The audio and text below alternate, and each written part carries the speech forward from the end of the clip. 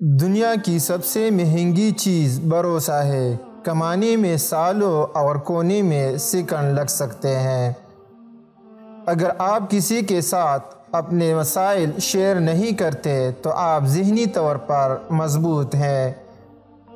وہ لوگ جو اپنے جذبات کو چھپاتے ہیں عام طور پر سب سے زیادہ پرواہ کرنے والے لوگ ہوتے ہیں۔ نفسیات کہتی ہے کہ مزاج میں فوری تبدیلی کا مطلب یہ ہے کہ آپ کسی کو یاد کر رہے ہیں۔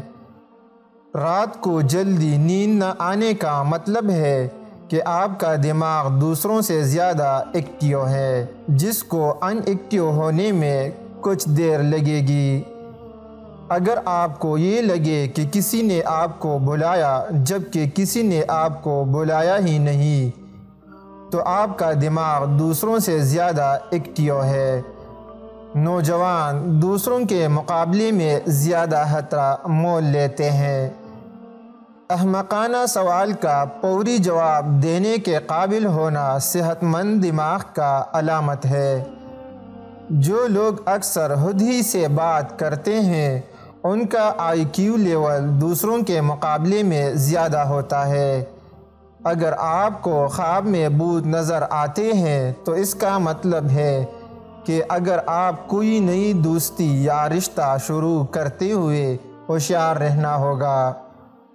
اگر آپ اپنی گولز اور مقصد کا اعلان دوسروں کو کرتے ہیں تو آپ کے کامیاب ہونے کے امکانات کم ہو جاتے ہیں۔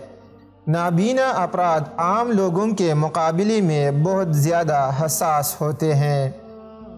آپ آنکھوں سے کسی شخص کے کردار اور رویہ کو پہچان سکتے ہیں۔ جاگتے ہوئے آپ کے 80% خواب خفیہ پیغامات پر مشتمل ہوتے ہیں۔ جب کوئی آپ کو یاد کرتا ہے تو اس کے 80% امکانات ہوتے ہیں کہ وہ آپ کے خوابوں میں نظر آئیں گے۔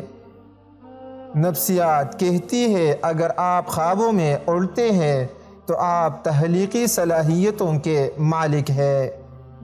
سائیکالوجی کے مطابق اچھی طرح آرام کرنے والوں کا چہرہ نیند سے محروم لوگوں سے زیادہ جوان اور پرکشش نظر آتا ہے۔ خواب دیکھنا بری یادوں کے اثرات کو کم کرنے میں مدد کرتا ہے۔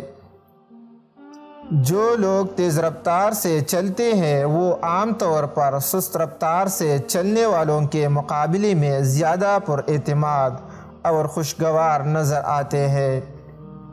ماہر نفسیات کہتی ہے اگر کوئی شخص اینک پہنتا ہے تو وہ ذہین ہوتا ہے۔ خود غرض لوگ اپنی کامیابی کے بارے میں بہت باتیں کرتے ہیں۔ جذباتی لوگوں کی آنکھیں نم ہو جاتی ہے جب ان کے خواب پورے ہوتے ہیں۔ نوجوانوں میں خود پر کنٹرول کم ہوتا ہے، وہ انتہائی جذباتی ہوتے ہیں۔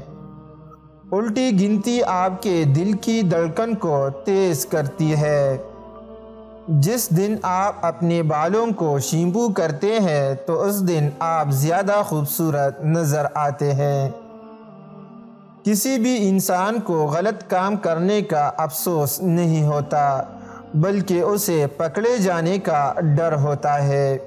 اگر آپ پازیٹیو سوچتے ہیں تو ایسا کرنا آپ کے دماغ کو صحیح فیصلہ لینے کی طاقت کو بڑھاتا ہے۔